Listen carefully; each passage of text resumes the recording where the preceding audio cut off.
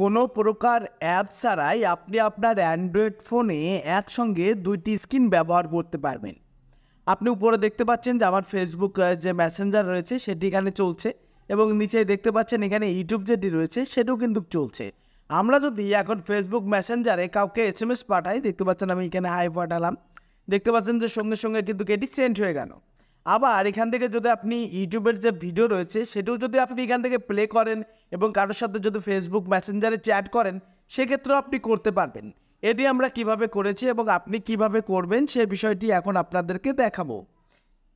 আপনারা অনেক সময় লক্ষ্য করলে আপনাদের ডিসপ্লের উপর ঠিক এমন কিছু অপশান দেখতে পাবেন, যেখান থেকে আমরা কিন্তু এগুলোকে ক্লিয়ার করি। দেখতে পাচ্ছেন এগুলো রয়েছে, এগুলোকে আমরা এভাবে ক্লিয়ার করি আমাদের ফোনের জায়গাটা ফ্রি করার জন্য। আমরা যদি এই দুইটির মধ্যে যে কোনো একটিতে এইভাবে যদি চাপ দিয়ে ধরে রাখি, তাহলে আপনার সামনে ঠিক এমনটি চলে আসবে। তারপরে এখানে দেখতে পাচ্ছেন দুইটা ডট চিহ্ন, এই দুইটা ডটে যদি আমরা ক্লিক করি এবং এখান থেকে দেখতে পাচ্ছেন ফেসবুক মেসেঞ্জার, এটাকে যদি আমরা সেট করে দেই, সেক্ষেত্রে আপনি দেখতে পাবেন যে এখানে উপরে দেখতে পাচ্ছেন যে ইউটিউব চলছে এবং নিচে দেখতে পাচ্ছেন যে ফেসবুক চলছে।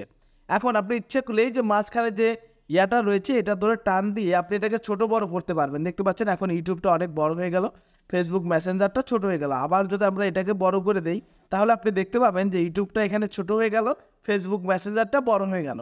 এভাবে আপনি আপনার প্রয়োজন অনুসারে যতটুকু ইচ্ছা ততটুকু করে রাখতে পারবেন।